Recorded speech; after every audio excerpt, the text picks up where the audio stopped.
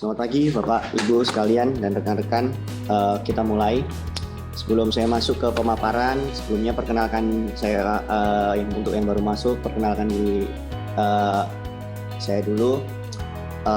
Kami dari SF Consulting, dari SF Group. Hari ini kita ada live Zoom terkait seperti judul, jadi mengenai strategies for dealing with appeal and lawsuit in the tax court. Jadi saya di SF adalah manajer legal, custom, dan excise. Jadi saya menangani perkara-perkara hukum di pengadilan negeri, pengadilan perselisihan hubungan industrial, PT-UN, sampai ke pengadilan pajak. Mengenai di pengadilan pajak, spesialisasi saya di kepabeanan dan cukai. Sedangkan rekan-rekan yang lain di sini juga menangani perkara tentang pajak. Jadi saya akan memberikan gambaran sedikit tentang pajak maupun tentang kepabeanan dan cukai, terutama di pengadilan pajak.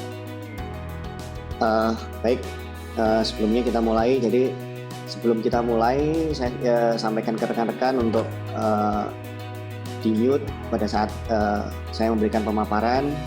Kemudian apabila ada pertanyaan terkait apa yang saya paparkan atau ada pertanyaan yang Bapak Ibu sekalian dan rekan-rekan ada sebelumnya sudah dipersiapkan, silahkan langsung di chat, diketik di chat.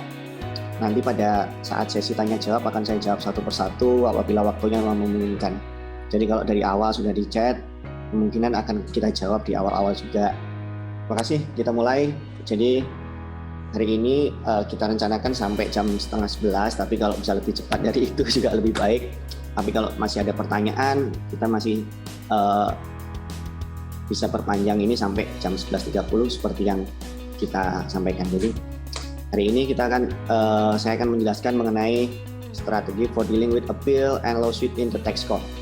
Jadi sebelum kita masuk ke materi, saya perkenalkan dulu kami dari SF Consulting. Jadi kami ini konsultan profesional yang kami punya service di bidang tax, transfer pricing, custom dan excise, legal, business process, seperti yang Bapak Ibu bisa lihat di layar slide. Jadi sebelum masuk lagi kami sampaikan bahwa nanti untuk bahan dari materi ini akan kita berikan ke Bapak Ibu dan rekan-rekan sekalian setelah Bapak Ibu dan rekan-rekan sekalian mengisi CFF di akhir acara. Jadi di akhir acara nanti akan ada link dari kami untuk diisi Bapak Ibu dan rekan-rekan sekalian mengenai penilaian atas apa yang kami paparkan. Untuk ini nanti kita akan kirimkan bahan hari ini maupun e-sertifikat. Jadi Bapak Ibu dan rekan-rekan sekalian yang sudah join dan registrasi dan join hari ini akan mendapatkan e-sertifikat dari kami. Jadi SF Consulting ini berdiri sejak Januari 2014, di mana kami punya tenaga profesional lebih dari 100 orang. Yang pendiri kami juga sebelumnya bergabung di Arthur Andersen maupun EY. Kemudian kami juga sejak Januari 2014 kita sudah merupakan member dari CROI, dan untuk sejak September 2017 SF Consulting juga member dari TVA Global. Selanjutnya kami uraikan lagi bahwa mengenai kami sekarang sudah ada di ranking tier 1 mengenai Indonesian Leading Firm in World Tech tahun 2020 dan 2019. Kemudian kami juga ada di tier 2 mengenai transfer pricing dari 2020 dan 2019. Kami juga dapat penghargaan di 2020 dan 2019 mengenai Indonesian Women in Tax Leader. 2020 ini juga Indirect Tax and Tax Controversy juga dari International Tax Review.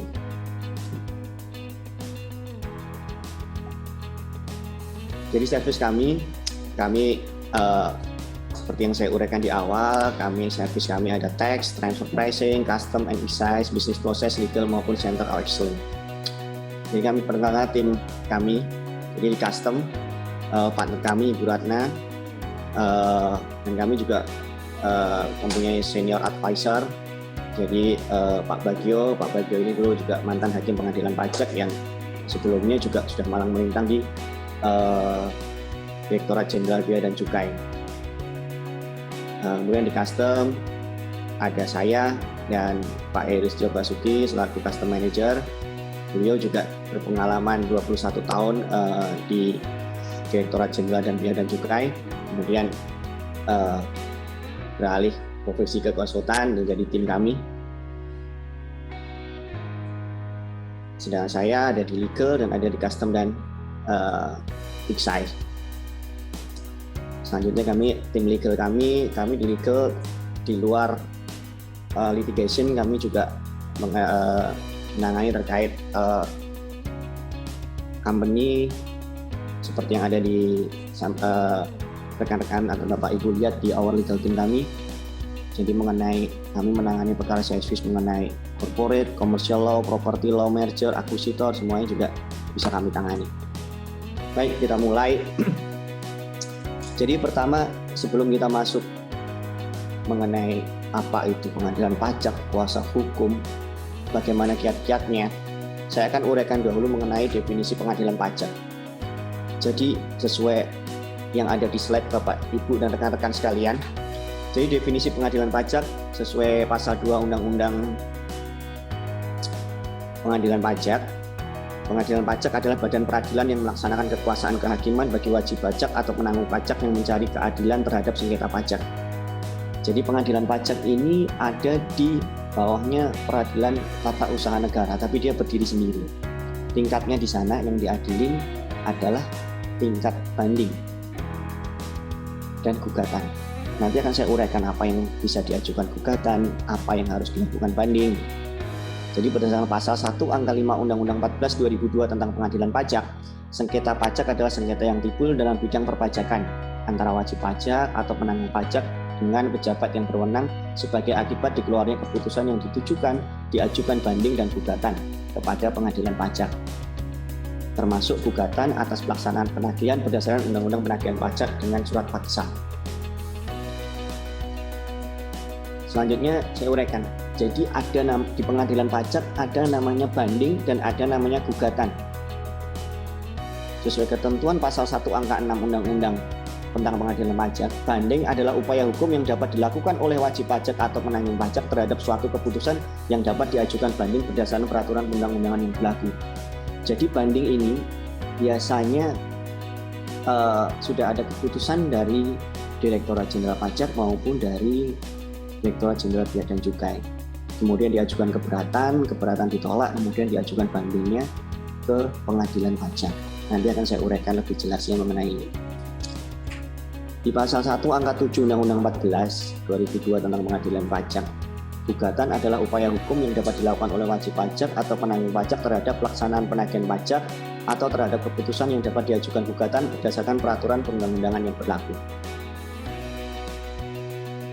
Jadi saya akan memberikan gambaran umum mengenai proses pemeriksaan, keberatan, kemudian banding dan gugatan. Jadi kalau proses pemeriksaan ini lebih ke proses pada saat perusahaan-perusahaan itu diperiksa baik oleh Direktorat Jenderal Pajak ataupun audit yang dilakukan oleh Direktorat Jenderal dan Bea Cukai.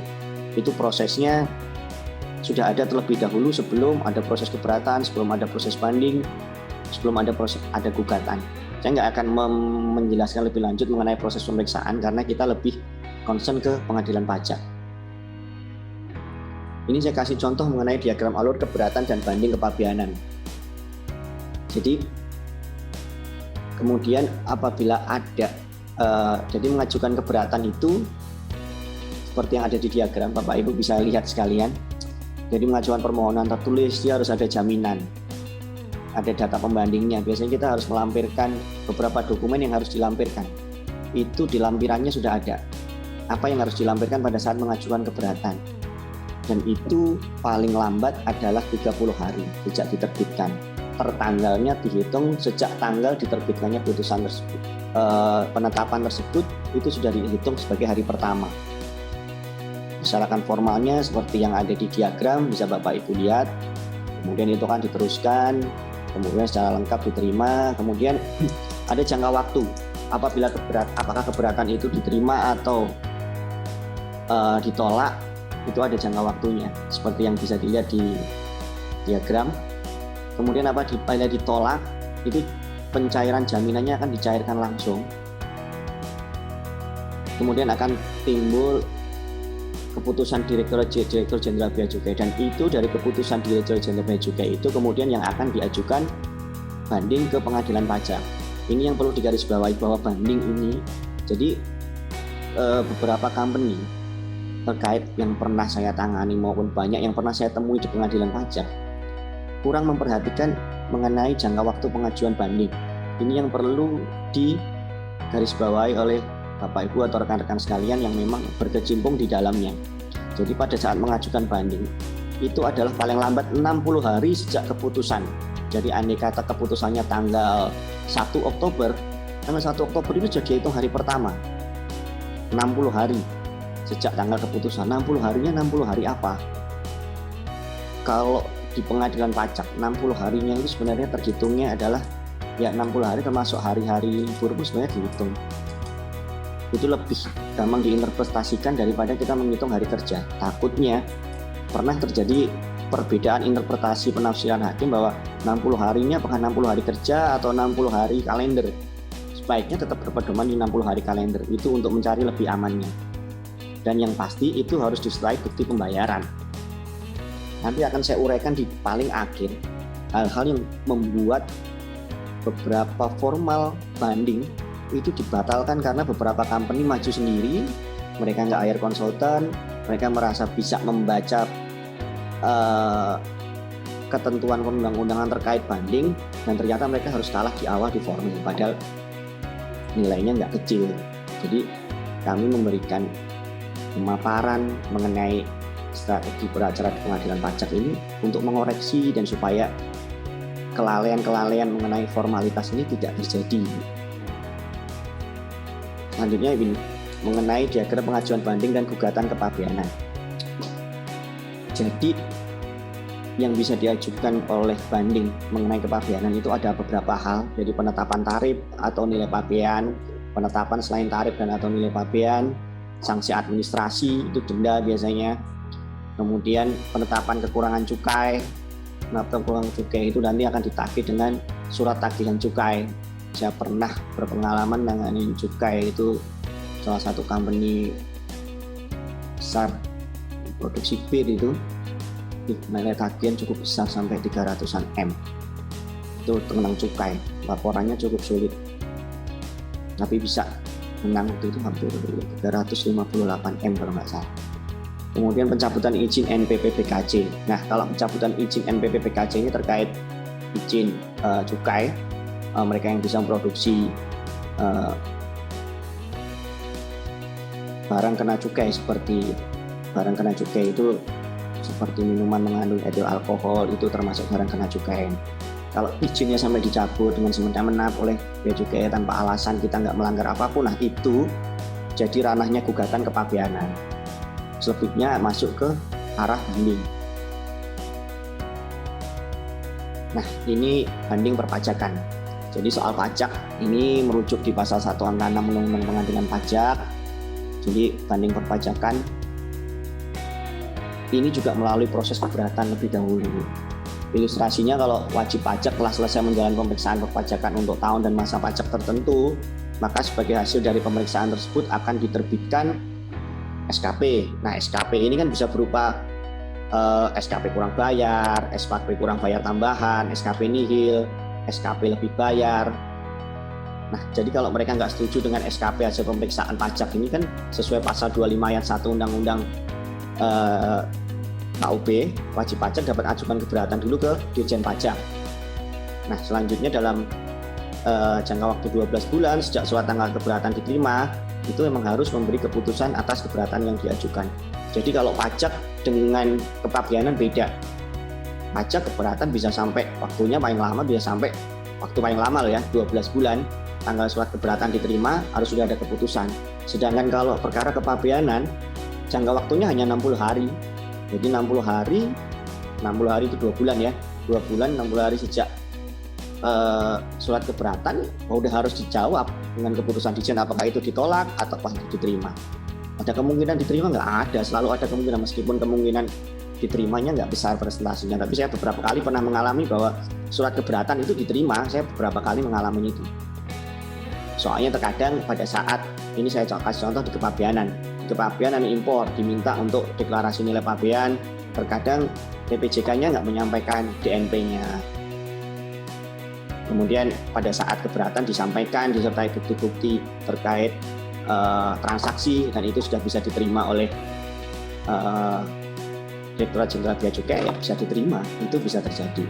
Bahkan dikurangi pun bisa. Pada saat saya kena, klien saya dulu pernah kena tagihan sekian M, kemudian di keberatan dia diterima sekian M, yang sekian M masih ada, ya bisa jadi tagihan misalkan 2,5 M, kemudian di keberatan dia dikabulkan 1 M. 1,5 M tetap ditagih dan itu diajukan banding lagi tetap bisa. Nah, kembali ke banding perpajakan. Jadi bila atas SKP tersebut wajib pajak masih belum dapat menerima juga, kemudian diajukan banding ke pengadilan pajak. Kemudian pengadilan pajak yang akan beri putusan banding. Namun apabila banding itu juga nanti enggak menerima juga, kita masih ada upaya hukum terakhir, yaitu peninjauan kembali ke Mahkamah Agung. Sekarang proses PK ke Mahkamah Agung cukup cepat, jadi hanya nggak sampai ya antara 6 bulanan itu sudah diputus sekarang untuk PK ke Mahkamah Agung apabila tidak menerima atas putusan banding di pengadilan pajak. Tapi perlu diketahui Bapak Ibu dan rekan-rekan sekalian, PK ini lebih ke masalah salah menerapkan peraturan hakim pengadilan pajaknya. Apa yang salah dia terapkan? Bukan lagi kita bicara mengenai teknis pajaknya atau teknis kepabeanan dan cukainya, tapi kita lebih ke penerapan hukum yang diterapkan hakim di pengadilan pajak itu keliru, kemudian diajukan PK. Kalau kita lagi ngomong teknis lagi, balik lagi ke PK, biasanya sih nggak akan diterima. Jadi kita ngomongnya melihat ke proses penerapan peraturan hakim pengadilan pajak ini. Selanjutnya mengenai gugatan perpajakan. Jadi berdasarkan pasal 23 ayat 2 Undang-Undang KUP, wajib pajak atau penanggung pajak dapat mengajukan gugatan atas 4 hal. Seperti yang Bapak Ibu dan rekan-rekan sekalian bisa baca dan lihat di slide. Yang pertama mengenai pelaksanaan surat paksa, surat perintah melaksanakan penyitaan atau pengumuman lelang. Kedua, keputusan pencegahan dalam rangka penagihan pajak. Ketiga, keputusan yang berkaitan dengan pelaksanaan keputusan perpajakan selain yang ditetapkan dalam pasal 25 ayat 1 dan 26 Undang-Undang KUP. Yang terakhir keempat mengenai penerbitan surat ketetapan pajak atau surat keputusan keberatan yang dalam penerbitannya nggak sesuai dengan prosedur dan tata cara yang diatur dalam peraturan perundang-undangan, yang nggak sesuai prosedur, gimana jangka waktunya, apakah masih memenuhi atau enggak, diberikan dan diterima langsung atau tidak. Nah, itu dapat diajukan gugatan apabila itu tidak sesuai dengan prosedur. Contoh perihal yang dapat diajukan gugatan lain oleh wajib pajak lain adalah pelaksanaan penyitaan, pengumuman lelang, pencegahan penyanderaan atau yang nggak sesuai prosedur. Itu bisa diajukan gugatan pajak ya. Nah, sampai sini kalau ada yang mau bertanya silahkan langsung di chat sebelum saya masuk mengenai peraturan terkait kuasa hukum pengadilan pajak. Jadi sebenarnya Bapak, Ibu, dan rekan-rekan sekalian yang kebetulan juga berkompeten di bidang hal ini, pertanyaan misalkan begini, bisa nggak sih beberapa karyawan perusahaan itu bertindak sebagai kuasa hukum? Nggak begitu juga sebenarnya pertanyaan. Pertanyaan lebih ke begini, karyawan itu bisa mewakili perusahaan pada saat beracara di pengadilan pajak. Tapi kan ada hal-hal yang teknis mereka tahu, misalkan teknis perpajakan mereka tahu yang selama ini mereka laporkan, atau di kepabeanan misalkan mereka yang berkecimpung pada saat mereka melakukan importasi, prosesnya bagaimana, kita tahu seperti itu. Tapi proses pembuktian di persidangan kan berbeda dengan teknis keseharian pekerjaan Bapak Ibu sekalian. Itu yang membedakan. Nah, kemudian ada ketentuan mengenai kuasa hukum di pengadilan pajak. Itu diatur dalam 3 ketentuan ini. Jadi Undang-Undang Pengadilan Pajak sudah mengatur, di PMK 184 tahun 2017 mengenai persyaratan menjadi kuasa hukum pengadilan pajak sudah diatur, dan lebih spesifik lagi adalah di Peraturan Ketua Pengadilan Pajak Per 1/PP/2018 tentang tata cara permohonan izin kuasa hukum pengadilan pajak. Nanti Bapak Ibu sekalian bisa melihat bagaimana cara menjadi kuasa hukum di pengadilan pajak. Selanjutnya, ada pertanyaan silahkan dijawab dulu, semuanya nanti akan dijawab di akhir sesi tanya aja. Silahkan dicek dulu. Mengenai kuasa hukum pengadilan pajak. Jadi untuk menjadi kuasa hukum pengadilan pajak sesuai pasal 34 ayat 2 Undang-Undang Pengadilan Pajak terdapat 2 syarat utama. Antara lain kuasa hukum pajak harus warga Indonesia dan memiliki pengetahuan yang luas dan keahlian tentang peraturan perundangan perpajakan. Nah, persyaratan di atas berdasarkan persyaratan di atas, kemudian aturan pelaksanaannya diatur di Peraturan Menteri Keuangan 184 tahun 2017 yang disebut juga sebagai persyaratan umum menjadi kuasa hukum. Nah, di pasal 5 Permen KU ini 184/2017 ini menguraikan persyaratan secara khusus menjadi kuasa hukum. Yang pertama mempunyai NPWP. Jadi NPWP ini wajib punya. Kemudian yang kedua mempunyai bukti tanda terima penyampaian SPT dalam 2 tahun terakhir. Jadi bukti pelaporan SPT-nya jangan dibuang. Kalau nggak ada ya kita harus minta lagi tanda terimanya, atau paling nggak keterangan lah. Waktu itu saya pernah juga, karena ada yang 2 tahun belakangan mungkin ada yang nggak kesimpan, itu harus tetap dilampirkan. Kemudian kita membuat SKCK juga terkait dengan persyaratan khusus ini. 4, nggak berstatus sebagai PNS atau pejabat negara. Nanti juga ada form fakta integritasnya. Mantan hakim pun bisa menjadi kuasa hukum di pengadilan pajak selama dia sudah melewati jangka waktu 2 tahun sejak pensiun atau diberhentikan dengan hormat sebagai hakim pengadilan pajak. Ini persyaratan khususnya. Kemudian lebih spesifik, menjadi kuasa hukum pengadilan pajak itu diatur di Peraturan Ketua Pengadilan Pajak Per 01/PP 2018 tentang tata cara permohonan izin kuasa hukum pengadilan pajak. Bapak Ibu bisa melihat di pasal 4 dan pasal 5 huruf D Per 01. Ini sebenarnya per ini peraturan Ketua Pengadilan Pajak ini nggak terlalu panjang. Kalau nggak salah itu hanya sekitar ada 11 lembar, tapi perlu dipahami bahwa permohonan untuk menjadi kuasa hukum ini ada 2. Jadi ada yang sekarang dibedakan. Jadi kalau dulu izin beracara mengenai perkara pajak maupun perkara kepabeanan juga itu disamakan. Sekarang tidak. Jadi sekarang dibedakan. Jadi kalau kita mengajukan izin kuasa hukum di pengadilan pajak, bidang perpajakan sendiri, bidang kepabeanan dan cukai sendiri. Syarat-syaratnya apa? Dia harus dilengkapi bukti tambahan apa. Nah, itu sudah dijelaskan dengan rinci di pasal 4 huruf D-nya mengenai kalau dalam bidang perpajakan. Jadi dia harus berijazah sarjana atau diploma 4 di bidang administrasi fiskal, akuntansi atau perpajakan dari perguruan tinggi yang terakreditasi, dan itu nanti minta legalisasi, biasanya gitu. Itu dilampirkan. Kemudian bisa juga fotokopi ijazah sarjana atau diploma 4 dari perguruan tinggi yang terakreditasi selain dalam bidang sebagaimana dimaksud huruf D angka 1. Jadi ijazahnya sih nggak harus bidang itu, tak boleh dalam bidang apa aja boleh, maksudnya jurusan apa aja boleh, tapi jadi 1 dan 2 ini pilihan ya. Jadi bisa 1 itu harus itu, 2 sebenarnya dia sarjana apa aja bisa. Apakah saya sarjana Visipol, bisa nggak ini ya, selama dia punya itu, dia bergelar sarjana atau diploma 4 bisa. Itu jadi minimal itu sarjana atau diploma. Kemudian ketiga itu adalah bukti tambahannya. Yang pertama fotokopi ijazah D3 perpajakan dari perguruan tinggi yang terakreditasi. Jadi boleh kalau lulusan D3 dari perpajakan itu ijazah itu bisa dipakai. Tapi bagaimana bisa membuktikan bahwa yang bersangkutan memiliki pengetahuan yang luas dan keahlian tentang perundang-undangan perpajakan?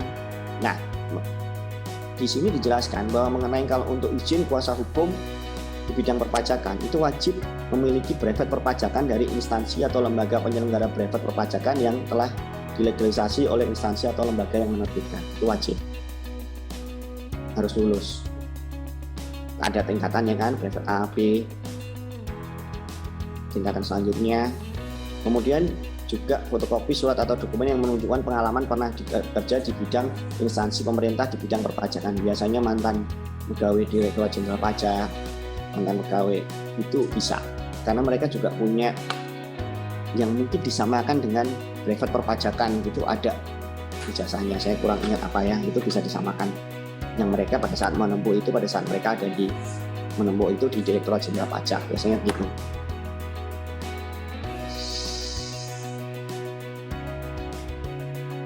Selanjutnya di pasal 5 huruf D. Jadi pasal 5 huruf D ini mengatur mengenai izin kuasa hukum pengadilan pajak di bidang kepabeanan dan cukai. Sama, hampir sama dengan di bidang perpajakan. Dia harus berijazah sarjana atau dia harus berijazah diplomatika, dan kemudian itu harus dilegalisasi. Nah, membuktikan dia mempunyai keahlian dan pengetahuan yang luas di bidang kepabeanan dan cukainya bagaimana? Dia harus melampirkan sertifikat keahlian kepabeanan dan cukai yang diterbitkan dari instansi atau lembaga pendidikan pelatihan kepabeanan. Harus lulus ujian. Jadi ingin tahunya ini apa nih sertifikat keahlian kepabeanan dan cukai? Kalau Bapak Ibu yang berkecimpung di bidang impor, ekspor gitu, ini semacam pendidikan, namanya pendidikan ahli kepabeanan.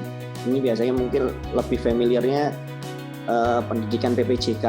Jadi biasanya mereka beberapa PPJK ikut karyawannya atau pegawainya atau bahkan ownernya, mereka ikut pendidikan ahli kepabeanan itu. Jadi mereka ikut itu pun mereka bisa jadi PPJK atau mereka bisa mengajukan permohonan jadi kuasa hukum di pengadilan pajak. Yang C ini sama, jadi seperti misalnya mereka pernah bekerja di bea cukai, mereka pernah mengalami atau pernah mengikuti pendidikan yang disetarakan dengan pendidikan ahli kepabeanan, seperti itu. Nah, ini contohnya. Jadi kalau izin kuasa hukum di bidang perpajakan nanti akan diterbitkan kartu begini. Sebenarnya ada surat keputusannya, tapi nggak saya lampirkan. Jadi ada surat keputusan Ketua Pengadilan Pajak setelah diajukan secara lengkap, nanti akan diajukan begini. Akan diterbitkan keputusan Ketua Pengadilan Pajak. Ini berlaku 2 tahun. Jadi setiap 2 tahun kita harus ajukan perpanjangan. Kalau kita sampai terlambat mengajukan perpanjangan, kita harus mengajukan itu mulai dari nol lagi. Jadi mulai dari awal lagi. Jadi kartunya berbeda. Kalau memang kita punya keahlian di bidang perpajakan maupun keahlian di bidang kepabeanan dan cukai, kita ajukannya ya 2. Jadi minta permohonan di bidang perpajakan juga, kepabeanan dan cukai juga. Dilampirkan dengan brevet juga, dilampirkan dengan keahlian di bidang kepabeanan juga. Jadi kartunya berbeda. Ini kenapa sekarang dipisah? Karena dulu sebelumnya ada beberapa konsultan pajak itu yang ngambil punya izin kuasa hukum pengadilan pajak, sama dengan di kepabeanan dan cukai. Secara teknis, konsultan pajak ini nggak menguasai mengenai teknis kepabeanan dan cukai. Jadi kemudian oleh mengambil kebijakan dalam hal ini Ketua Pengadilan Pajak, dirasa ini merugikan wajib pajak karena menguasakan kuasa hukumnya kepada seseorang yang nggak berkompeten di bidang lainnya. Maksudnya dia kompeten di bidang pajak, tapi di bidang kepabeanan cukai dia belum tentu menguasai teknisnya. Demikian pula sebaliknya, dibilang kepabeanan cukai, ada klien perpajakan, oh ya bisa. Ternyata pada saat mereka menghadapi perkara pajak, mereka kesulitan kuasa hukumnya. Nah, kemudian diambil kebijakan sekarang di perpajakan sendiri, kepabeanan cukai sendiri. Kalau dua-duanya memang menguasai, tidak apa-apa. Orang yang sama bisa punya izin perpajakan maupun punya izin kuasa hukum kepabeanan dan cukai. Nah, ini mungkin kita udah mau masuk tahap akhir ya. Cuman ini saya sharing aja mengenai instrumen dalam proses penanganan perkara di pengadilan pajak. Jadi instrumennya yang pertama adalah kompetensi teknis perpajakan maupun kepabeanan dan cukai. Saya tidak menyaksikan kompetensi Bapak Ibu maupun rekan-rekan sekalian yang kebetulan juga berkompeten atau bekerja di bidang teknis perpajakannya ini adalah yang biasa ngurusin SPT-nya, biasa ngurusin laporan pajaknya, kemudian biasa ngurusin proses impornya, biasa ngurusin pengajuan permohonan pada saat mulai impor, transaksi, sampai di pelabuhan, berhubungan dengan BPJK, atau berhubungan langsung pada saat audit, mendampingi audit pada saat mereka diaudit, ada kompetensinya. Ini instrumen ini sangat berguna pada saat kita ada di pengadilan pajak. Saya kasih contoh begini, pada saat kita diaudit pun, yang diauditkan company-nya, perusahaannya. Andai kata dalam tagihannya misalkan kita ditagih 3M. Atas apa? Atas tagihan misalnya, atas tagihan saya kasih contoh kepabeanan ya, atas tagihan nilai pabean maupun atas tagihan ada tarif. Setuju dengan penetapan tarif yang diperiksa oleh bea cukai. Tapi mengenai nilai pabeannya nggak setuju. Ada di laporan hasil audit, di pembahasan akhir selesai. Dari tagihan 3 miliar, akhirnya disetujui 2 miliar, dan 1 miliar dibayar dari tagihan itu. Tapi kemudian ajukan banding ke pengadilan pajak. Apakah bisa berbeda dari apa yang disepakati di audit? Bisa. Nah, kompetensi mengenai ini biasanya kan mereka bisa discuss konsultan, kemudian bertanya peluangnya bagaimana. Ini yang diperlukan. Kenapa kita memerlukan konsultan pada saat hal yang mungkin nggak terfikirkan oleh kita. Jangan pun yang bukan konsultan, kita sama konsultan aja. Saya atau dengan rekan saya yang sama-sama nanganin perkara custom aja. Bisa nggak sama pendapatnya, tapi kan kita bisa discuss, saling mengisi apa yang salah, apa yang bisa jadi peluang untuk masih ada peluang nggak ini menang di pengadilan pajak. Kompetensi itu yang diperlukan mengenai instrumen dalam penanganan perkara di pengadilan pajak maupun perkara perpajakan maupun pabeanan dan cukai. Kemudian yang kedua adalah pengalaman kerja. Pengalaman kerja ini jam terbang penanganan perkara. Seperti yang tadi saya uraikan di awal, Bapak Ibu atau rekan-rekan sekalian yang kebetulan menangani perkara teks atau kebetulan menangani perkara custom atau menangani perkara excise cukai, menguasai soal itu. Tapi jam terbang penanganan perkaranya di pengadilan pajak bagaimana? Ada hal-hal yang di pengadilan pajak itu yang seharusnya apa yang harus kita katakan, apa yang tidak perlu kita katakan.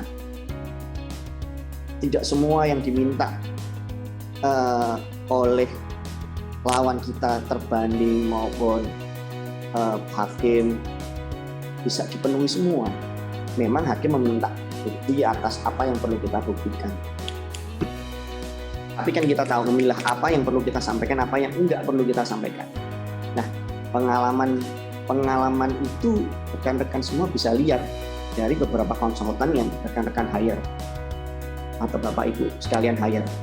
Yang di hire itu biasanya mereka kan punya kredensialnya mereka pernah tangani beberapa perusahaan besar, menang atau enggak.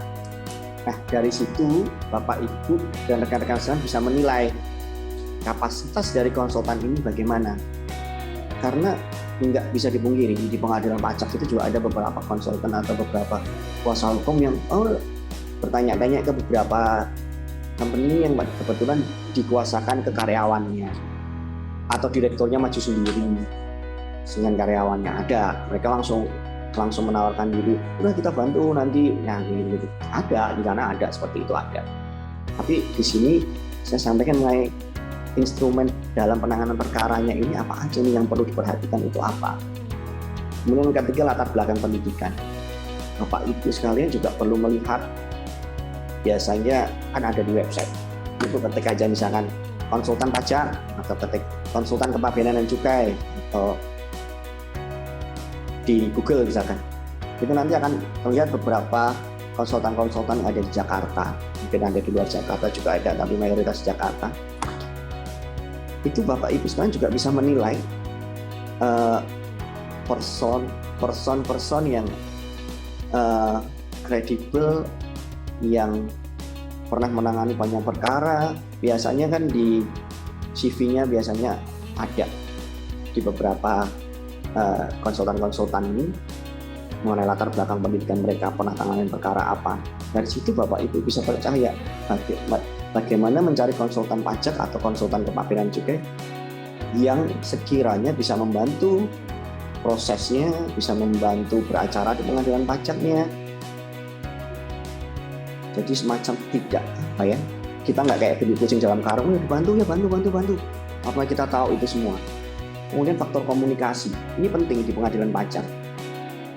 Jadi dalam suatu kasus harus diketahui lebih dahulu apa yang menjadi pokok sengketa pajak. Misalkan nih dalam suatu persidangan, majelis hakim yang memimpin persidangan itu memiliki latar belakang yang nggak sama. Ini nggak diketahui oleh beberapa company atau yang jarang beracara, tapi diketahui oleh beberapa konsultan yang sering atau punya jam terbang tinggi dalam penanganan perkara di pengadilan pajak. Latar belakang berbeda itu maksud saya gini, itu misalkan adanya perbedaan kebudayaan, suku, etnis, misalkan ada yang hakimnya orang Jawa, ada yang hakimnya orang Madura, ada yang hakimnya orang Batak. Perbedaan tersebut dapat memberatkan atau dapat menguntungkan, udah pasti tergantung bagaimana kita sebagai seorang kuasa hukum itu dapat menyesuaikan dengan hakim tersebut, karena bagaimana juga hakim adalah pihak yang berwenang dalam pengambilan keputusan. Keragaman perbedaan harus dapat dimanfaatkan untuk memenangkan sebuah kasus yang ditangani oleh kuasa hukum.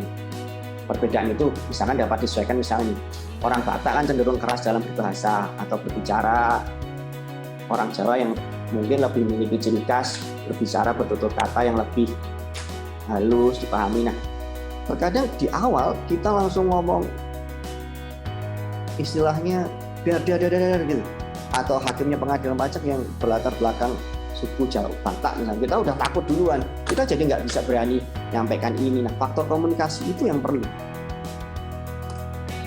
Faktor komunikasi itu sangat perlu. Nah, itu tahunya dari mana? Dari jam terbang kita kalau menangani pengacara. Jadi kemampuan dalam berkomunikasi menjadi sangat penting dan harus disesuaikan dengan majelis hakim yang memimpin persidangan.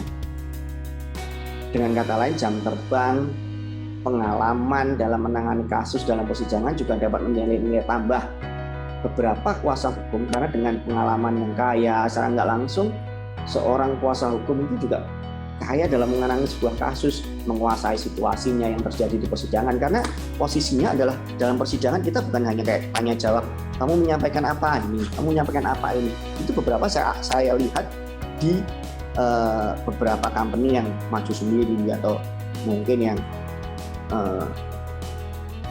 mereka nggak hire beberapa konsultan atau kuasa hukum. Situasinya kadang-kadang oleh terbanding bea cukai atau dari Direktorat Jenderal Pajaknya mereka yang ofensif. Kita kan nggak terbiasa untuk langsung melawan di sana, karena kalau saya lihat pada saat saya mendampingi audit perusahaan, diaudit oleh bea cukai maupun diaudit oleh Direktorat Jenderal Pajak, kan kita hanya diminta data ini memberikan baik-baik, kita baik-baikin begitu. Tapi di lain pihak setelah kita sampai ke proses beracara di pengadilan pajak, posisinya kan kita sudah nggak menuruti mereka. Posisinya adalah kita melawan mereka. Biasanya auditor ini dihadirkan juga di dalam persidangan. Posisinya kita melawan mereka. Jadi semua itu bisa didapat oleh kuasa hukum yang selama ini berpengalaman ini dalam persidangan. Penguasaan materi di bidang perpajakan, akuntansi maupun kepabeanan, cukai akan sangat membantu dalam proses persidangan.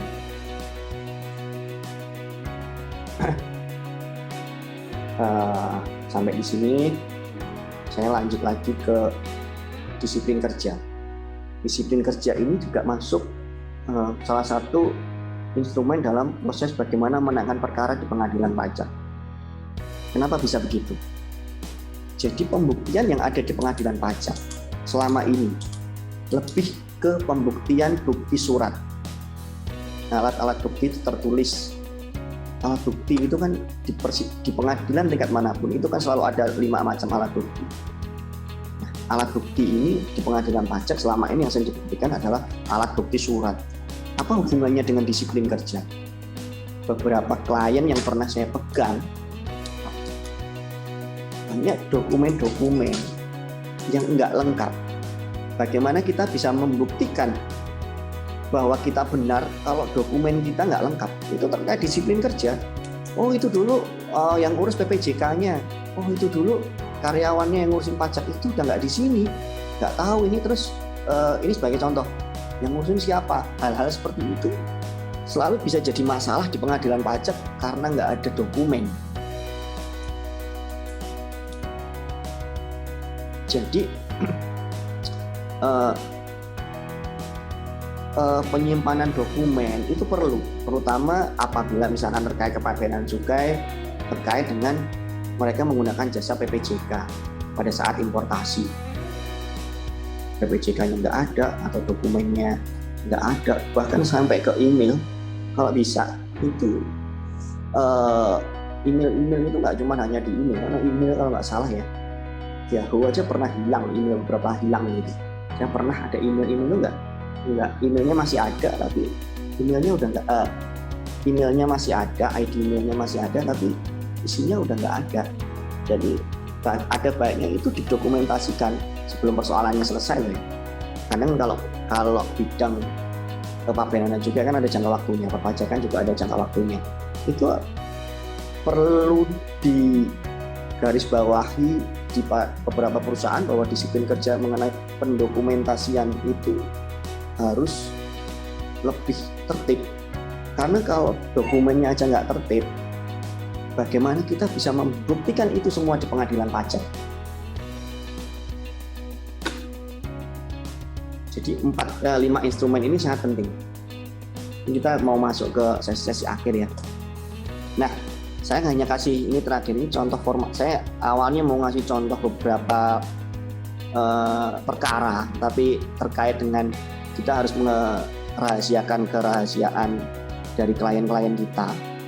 Jadi saya hanya ini contoh-contoh hal-hal yang biasanya membuat banding atau gugatan itu sudah kalah di awal sebelum kita masuk ke pokok perkara. Pertama, jangka waktu pengajuan. Tadi dari awal saya katakan bahwa jangka waktu pengajuan banding itu adalah 60 hari sejak diterbitkannya keputusan. Itu tidak bisa lebih. Jadi kalau sampai Bapak Ibu sekalian ngajuin permohonan itu lebih dari 60 hari, sudah pasti di formil itu sudah kalah. Jadi jangka waktu pengajuan ini harus benar-benar diperhatikan. Terkadang perusahaan nggak aware soal ini, nggak begitu aware. Jangka waktu pengajuan 60 hari, 60 harinya dihitung kapan? Nah, gitu. Terus nanti diajuin nanti 60 hari ini pokoknya sejak tanggal surat itu diterbitkan, itu sudah dihitung hari pertama. Jangan sampai formal ini sudah kalah di awal. Mau kita bayar, mau kita bayar pungutan terutangnya, mau kita yakin kita dasarnya kuat, dokumennya lengkap, tapi kalau jangka waktu pengajuannya lebih dari 60 hari ya akan kalah di formil. Selanjutnya adalah yang tanda tangan, penandatanganan surat banding atau gugatan.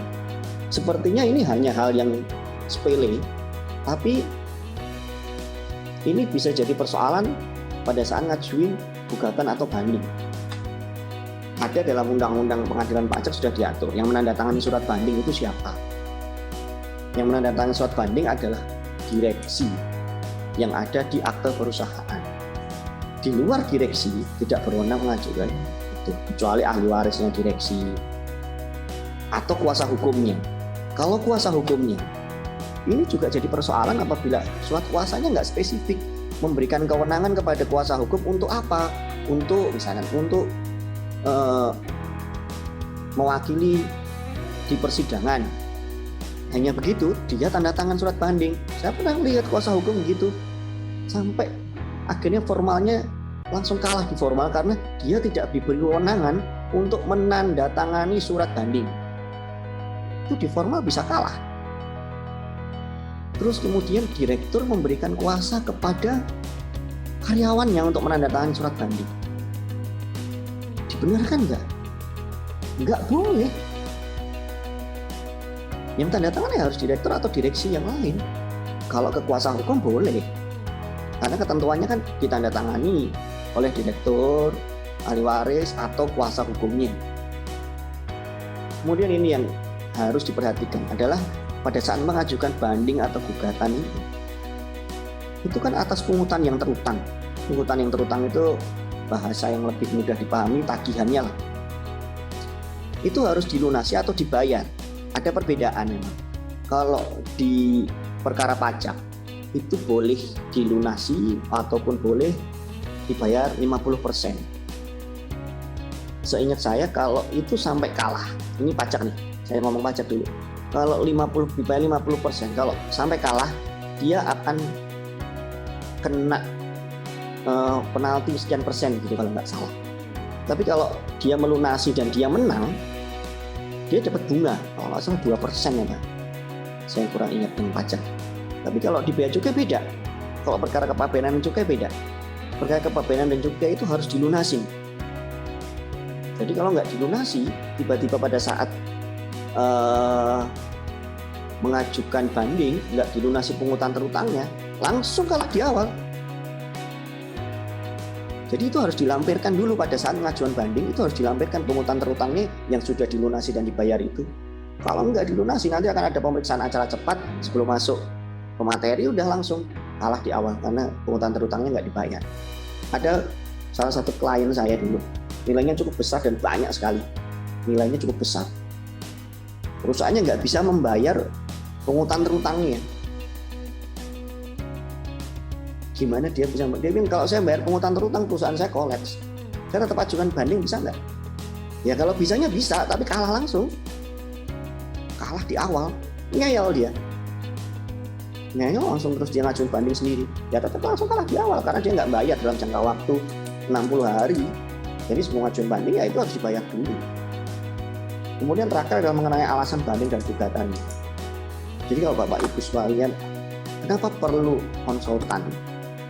Jadi kan kadang-kadang kita menerima tagihan kayak surat penetapan kembali tarif atau nilai pabean. Nah, hanya ada tagihannya aja, nilainya biaya masuk sekian, PPN, PPh sekian, jumlahnya sekian, denda sekian. Tanpa kita tahu masalahnya apa nih. Gimana kita mau bikin surat banding? Kan cuma tahu-tahuan aja kita. Biasanya itu kemudian audit atau kalau enggak pemeriksaan di pelabuhan, dikeluarkan penerbit. Kalau dibuat keputusan masih tahu persoalannya adalah setelah dilakukan pemeriksaan, kemudian barang ini dikategorikan masuk diklasifikasikan di pos tarif ini, kemudian WP-nya menyatakan enggak, kita di pos tarif ini. Nah itu ada perbedaan penafsiran di situ. Alasan banding ataupun gugatannya harus jelas. Jangan sampai ini hakim tanya. Jadi setiap sidang hakim akan selalu tanya, apa gugatannya apa? Ini bandingnya terkait apa ini? Yang dibanding apa? Nilai pabean ya? Ya nilai pabean. Dilihat di surat bandingnya nggak ada urusan nilai pabean, ternyata cuma denda. Ada hal-hal kayak gitu terlalu terjadi. Ini hal-hal formal-formal yang harus dihindari beberapa company yang kebetulan belum hire konsultan, supaya itu nggak terjadi di kemudian hari. Alasannya harus jelas. Itu harus dibayar dulu. Yang tanda tangan siapa itu juga harus jelas. Tanda tangan itu juga jadi masalah. Beberapa company itu nggak bisa, company besar nih terutama, nggak bisa kalau tanda tangan itu hanya boleh ditandatangani oleh, harus ditandatangani oleh 2 orang direksi. Biasanya mereka supaya saling mengontrol lah. Pada di banding di pengadilan pajak itu selama ini yang saya alami, ya surat banding ditandatangani oleh seorang direktur atau kuasa hukumnya, seorang itu 1 orang. Gimana kalau dua-duanya harus tanda tangan? Mereka nggak bisa tanda tangan salah satunya, salah satu nggak bisa, harus dua-duanya. Gimana? Nggak ada solusi yang pasti kan. Dari pihak company-nya gimana? Nah, gunanya hire konsultan gimana? Di situ akan dikasih jalan keluarnya bagaimana? Apakah mereka harus bikin surat kuasa khusus dulu di internalnya mereka untuk memberi kuasa ke satu direksi supaya itu sesuai dengan ketentuan perundang-undangan di bidang perpajakan. jangka waktu pengajuannya jangan sampai lewat dari 60 hari. Karena begitu lewat, sudah hak kita untuk banding ya udah kalah, udah nggak bisa apa-apa. Mau kita PK juga, mau sekuat apapun materi yang kita punya itu akan kalah. Demikian Bapak Ibu dan rekan-rekan sekalian, terima kasih untuk atensinya sudah ikut bergabung di live Zoom kami. Nanti apabila ada hal-hal lain atau tema-tema lain yang berkaitan dengan hal ini ataupun hal-hal lain yang mungkin terkait dengan pekerjaan Bapak Ibu sekalian, nanti dengan senang hati kami akan membantu dan Bapak Ibu bisa bergabung di live Zoom kami selanjutnya. Demikian, terima kasih, selamat siang. Akhirul kalam, wassalamualaikum warahmatullahi wabarakatuh.